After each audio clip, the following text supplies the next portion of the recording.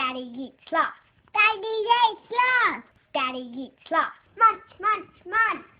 Hello and welcome to Daddy Eats Last, where we discuss the challenges of being a man in modern society and whatever the hell that even means. I'm Kane, and joining me from unlockdown Europe and London is Ryan. How you doing, Ryan? I'm doing well. We do have a fair few more liberties over here in London than you find yourself there in Melbourne. But I'm kind of expecting swings and roundabouts with this year that will probably go the other way at one point. But luckily, yeah, parts of Europe are open at the moment, which is nice. Yeah, there's been some spikes or second waves or whatever you want to call them. You know, the first wave here in Melbourne was a bit of an entree, and this is, I think, the main wave. But it's just exhausting here. Just the day on day, same thing. Like it's Groundhog Day, especially having a little fella around. It's just, it's pretty intense.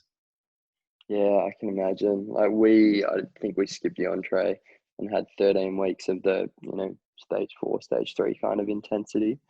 But yeah, I think there was a spike up in France last week. So I think they're in a little bit of a thing, a little bit with Spain. But luckily enough, last week I was able to be in Italy and they are pretty good. So got to enjoy far too much pasta and vino over there.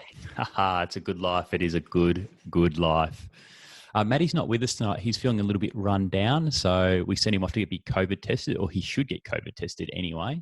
He's in Queensland, so there's not many cases floating around, but you can never be too sure. So do your bit, Matty. Go get tested, and anyone out there who has any sort of symptoms. Definitely. But what we're going to discuss tonight is if there was a song, a book, or a piece of art that has influenced you or still influences you to this day. And Matty did, while he was, laying on his deathbed with his man flu or whatever he's got up there, he sent through that his book, which has influenced his life over, I guess, more recent times, is Lucky Man by Michael J. Fox. It's about his 7-year secret battle with Parkinson's. And Michael J. Fox was extremely positive in the book about his outlook and the way he's dealt with that. And Matty said that this has shaped his life and the way he looks at his own life events and reminds him to be appreciative every day. So I'd never heard of that book, to be honest. Lucky Man by Michael J. Fox. I hadn't heard of that one either, but it's definitely made me want to go and read it, actually. Yeah, it makes me want to go watch Back to the Future 1, 2, and 3, to be honest. I was thinking about that as well. Well, it's funny. Like, it's just an interesting topic because I can link, I won't say a song, but a group of songs from when I was like 16 or 17 to like how I've kind of got to where I am today. So it's kind of freakish how particular songs or books or pieces of art can influence you at a particular time or like kind of almost throughout your whole life to some extent. Do you have anything do you have any pieces of art or a song or a book which you kind of is your go-to or has influenced you? Yeah, I mean, I think that's kind of if we think of the arts in general as, the major heading on these little subheadings, I think that's the beauty of the arts is that it does actually have a profound impact on your life.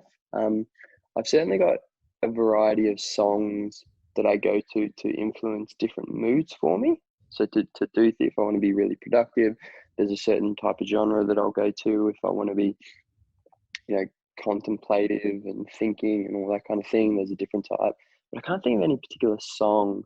But there are a couple of books that I've had that do come to mind. I'm a fan of reading, or I used to be really big into reading a lot of biographies of successful people. So Steve Waugh, cricketer, it was a great read. Steve Jobs, but I ended up reading the book around Elon Musk, and controversial as that guy can be. There were some elements in that book that have never left me in a way, and the elements were around, like he was saying, so many smart people go into finance and law basically for money, and not enough smart people go into engineering, health, or just things that build things. And really it was around this concept of going into things and doing work or doing something that is around building things for the better. So whether that's And I think that's profoundly affected me because like I love businesses, I love finance and all that kind of thing, but they're all centered around at the moment healthcare. And if they weren't in healthcare, they'd probably be centered around renewable energy or something that has that kind of positive impact. So I think that I read that probably a good 4-5 years ago, and it's never really left me. Another, was gonna ask, yeah, when you, like, at what age you read it, and was it a particular time in your life when you were contemplating change, or did it maybe make you change what you're doing, or it just reinforced that you were doing the right thing all along? no, it was at a particular juncture point where I was very much looking at changing and kind of leaving healthcare. And I read this, and I actually, to the point of even after finishing reading it, I went off and did some studies in engineering to actually go down that route. Um, and even through that process, which was good because I learned much more about sustainability and renewable energy and design and those kind of things. Um, but even in that process, it kind of, in a weird way, 180'd me back towards healthcare and going, actually, I can do a lot of this within that. So I think that was a bit of a juncture point.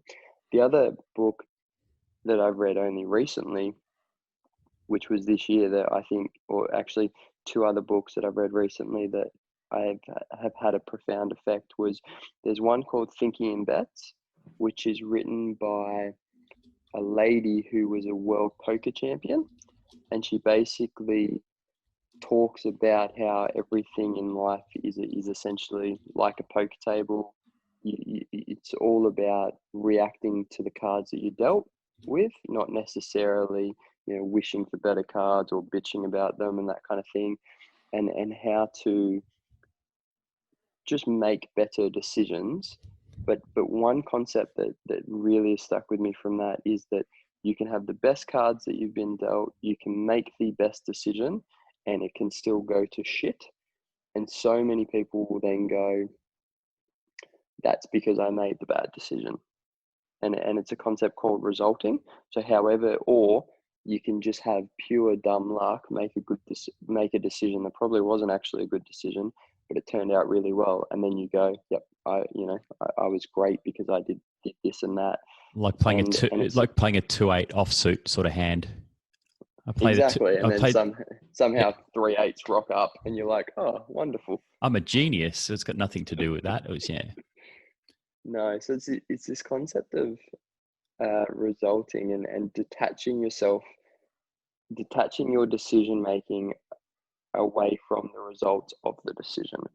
And that's been really helpful, especially in 2020 with a number of things where you've made some bets and COVID's come in and completely stuffed them up in some instances. And when you look at the decision-making process, you go, it was still the right decision. There was absolutely nothing wrong with that. The result, it's been dog shit, but the decision was right. And you emotionally remove yourself from that. So it's in that instance there, it's taking, I guess is a theory, then you're taking luck out of the equation. You're saying, based on what the cards that I have, I've made decision X. So I'm basing my decision based on data, and I can be lucky and unlucky, and the result essentially, doesn't really matter. It's that you made the right decision. Correct. It's about getting better at making those right decisions. And then, theoretically, the more that you do that, luck will play its own part. So more than 50% of the time, it will work out pretty well. But it's almost admitting that, hey, I can't control the luck factors, and I've just got to make the best decision on what I've currently got and the information that I've got. And then luck's either going to be on my side or it's not. And I think the third book that I found really powerful is a book by an author called Ryan Holiday. Ah, yes. Would certainly recommend him and his reading. And he's quite big into Stoicism, which I'm a bit of a fan of. But his book around ego is the enemy, I think, has been one of the best books I have ever read. And it really just basically calls out so much of your own bullshit around your own ego, and why every day you've kind of got to keep that in check. So there's a couple of books there that I think have had a profound impact, and I can definitely correlate the lifestyle that I live and what I do and where I derive satisfaction from, tying back into those books, I guess. Wow. That's yeah, great. I've written them down, so I'll put them in, or they'll be listed in where you've listened to this podcast for the listener out there, so you can have them there and you can look them up as you need and peruse them and buy them. I guess I've read a lot of books, sort of businessy, sort of self-help books over my time. There's probably nothing which really jumps out on the book front. Although, at certain times I take certain things out of certain books. I've just finished one of the Mark Manson books, having read the second one first. Around last Christmas, I got the first one, second, and just finished that. And the first one is far better than the second, though. I thought the second one was great. You read them, you see the cover, and I go, "That's just a gimmick. Like, it's just a gimmick, and it's going to be pretty wishy-washy." But the psychology underlying both books is amazing, and the thought process and the way they're written is just, they're really easy to read, and they really hit my sort of sense of humor. So, I think both of those kind of got me the right time once when I was kind of digital detoxing. So I was just focusing on the book, and then I literally just finished one in lockdown. I finished the first one in lockdown 2.0. So it's, yeah, they're both great books and just hit me at the right time. I would definitely recommend them. For those who don't know them, it's the Subtle Art of Not Giving a Fuck. Is extremely helpful and powerful. And everything is fucked. Yeah, that's it. A book about hope. Yeah. Very, very good.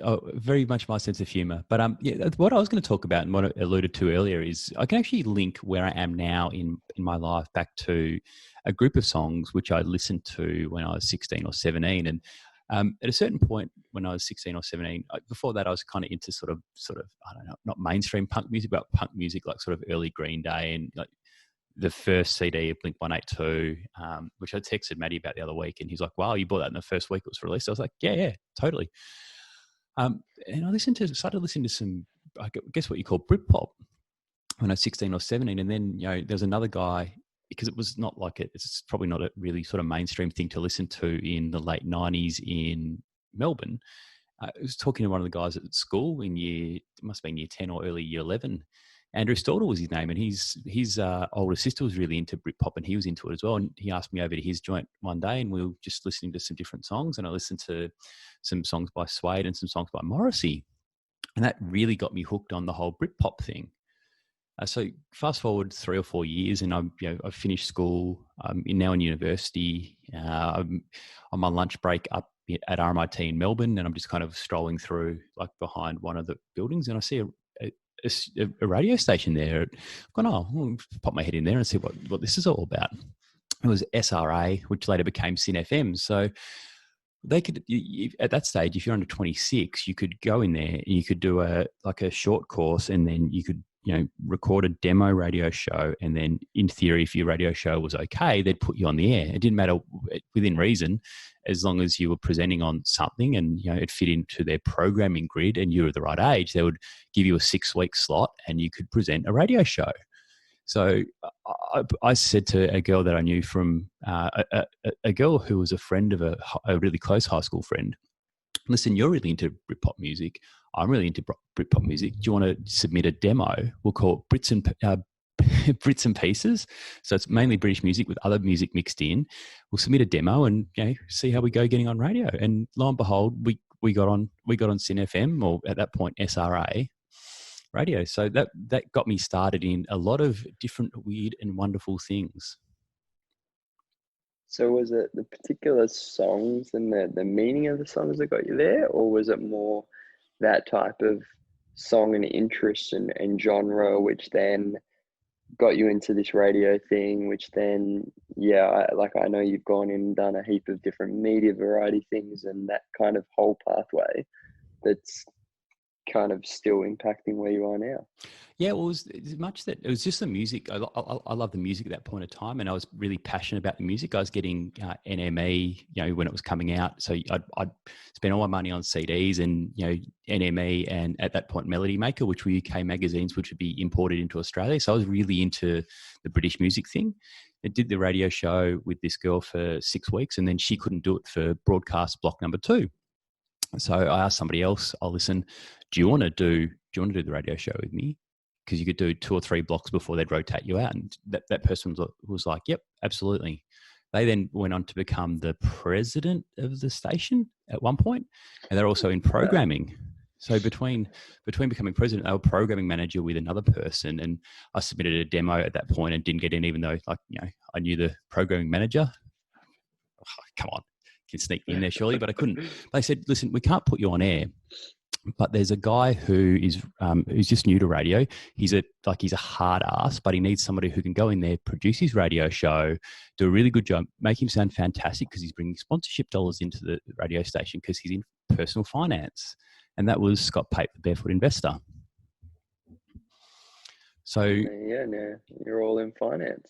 Yeah, absolutely. So I did that, and it was it was literally a favor to a friend who was having problems with this hard ass guy who really wanted a fantastic radio show on a student radio show, which is somewhat professional, and some of the alumni have gone on to do amazing things, but fundamentally like a student radio station. So interviewing Richard Branson and doing all sorts of doing vox pops and integrating that into a radio show, which I thought sounded really good.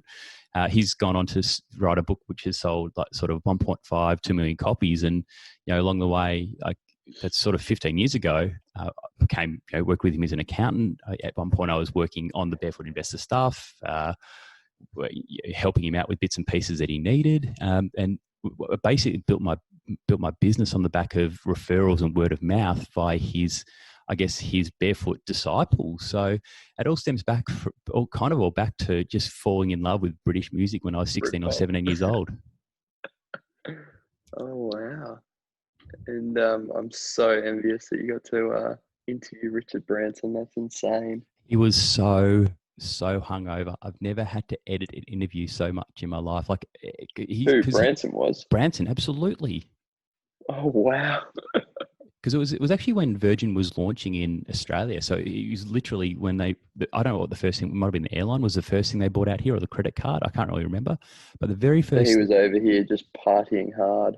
Absolutely. So he'd done the big launch at the Jam Factory in South Yarra the night before, and Scott managed to tee up the interview with him the next morning. And like Branson, he could barely string 2 words together to begin with, because he stutters a little bit anyway. But he was that hungover, he could barely string 2 words together. And then it took me there was a 40-minute interview, which we condensed down into about 25 minutes, so 3 lots of 8. And it took me about 3 hours to edit out all the R's, ums, and stutters and stuff because he was significantly under the weather. Jesus, wow, that's awesome. I think thinking about this a little bit more as well in terms of just that correlation of, I guess, artistic stuff and how that influences you or where it is and that kind of thing. And guys can, in particular, I think of previous generations, kind of like snob the arts a little bit. They're kind of like, no, that's a girl shit or whatever. But I think as I've gotten a bit older, like I've always definitely been sports before arts, 100%. I love sports significantly, but I think as I've gotten a bit older, I started to appreciate a lot more of arts, and maybe not the full extreme, hard protest through art or whatever that is, but just the value of that space, whether that be books, music, shows, theatre, whatever. But one of the things that's really influencing me significantly in that space, especially now moving over to Europe, but even before that, the last couple of years, has been just that art concept of, so it's not, a piece of art or anything, but this concept of Scandinavian design and the artistic elements that go into Scandinavian design, especially through things like property and spaces and environments, and how the environment impacts the person's psychology. And that is something that's definitely impacting me at the moment, and impacting like a bit of a journey into starting to get tailored transparent clothing designed through Copenhagen and the Scandinavian countries, and that's really close to. You're going to start wearing transparent clothing. Transparent some top drawer underwear there, mate. Absolutely, going to become an exhibitionist. No, transparent in the idea of the fashion industry shit, and this is how we fix it, and using like nature and design and all that kind of thing, and that's something that is probably influencing a bunch of things now, but a kind of a rabbit hole that I'm finding myself going deeper and deeper into, which ties into this theme of you can find art or creativity or inspiration or whatever in a variety of means. It doesn't have to be like, for your instance, it wasn't a particular song, but a genre of songs.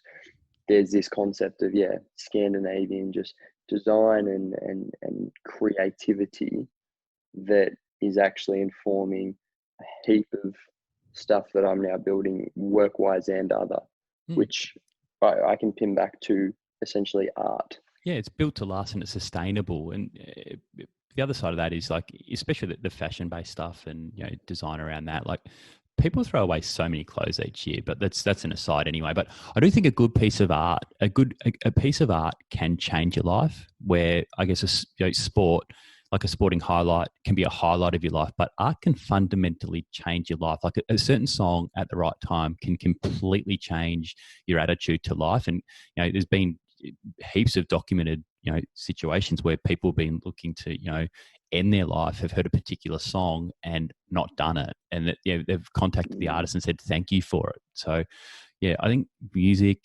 books, paintings, dance, any sort of artistic endeavor, I think is invaluable. And that's what's really hurting here in Victoria at the moment, is that so much money has come out of the art sector with COVID-19. No one can see any art, so there's not a lot of joy and beauty and happiness in life. It's very much, okay, we're just getting by, and you got Netflix, or you might have Stan or something like that, which is getting you by. But that art scene and the music scene and all that has disappeared, and it's just not there. That's sad. Yeah, I really hope we get a newfound appreciation for that and that scene following this whole 2020 experience, because you're right, it's the sliding door moments, your radio show situation, me reading a book at the right time, that's probably kept me in healthcare versus potentially becoming like a stockbroker or hardcore finance or something like that. It's that sliding door moment that can really influence a lot, and that creativity and that clarity and that inspiration that comes through art in a weird and wonderful way can really pivot that and create things that are pretty fantastic. That I think if more and more guys maybe leaned into that a bit more, there could just be some benefits out of that. Yeah. Instead of just talking about football at the pub, if they talked about art, or you went to the opera or something like that, just something which is maybe not the cliched thing, and shared, a particular song or a particular book like we have tonight, which has changed our life. Like, I don't think I've told that story before, how I've linked, how something which, a bunch of songs when I was 16 or 17 has basically, I'm 41 now. What's that? 25 years 25. Later. Yep. And I can pinpoint it. I can pinpoint that, and how it's followed me all the way through. And I still listen to that same music now, because I still like it. I have to ask one thing on that. Yeah. Did the Spice Girls feature pretty strongly in British pop here? Absolutely not. So no. I actually have some of the old shows, so I might post a couple of links to some of the old shows, if I can host them on Dropbox somewhere, so you can listen to maybe an old Barefoot Investor and maybe an old Bits and Pieces from back in the day. That would be cool. I'd love to listen to a Richard Branson one, actually. I'm sure I can dig it up. I certainly will have it, and it's probably freely available somewhere online anyway. But I certainly have a copy. I've got everything on. I kept everything back on CD back then. I don't know how I can get something off CD now because I don't own a CD ROM facility, but I'm sure I can work it out. Fantastic. I think that's a pretty good place to wrap it up for this week. Remember to subscribe to Daddy Eats Last on iTunes if you haven't done already. And while you're there, please leave a review. Also tell your mates about the podcast and share your favourite song or the favourite book you've read recently with them. Most of all, thanks for listening. And we'll be back next week for another episode, or should I say serving of Daddy Eats Last. How's that for a dad joke? Catch you next week. Bye-bye. Bye-bye.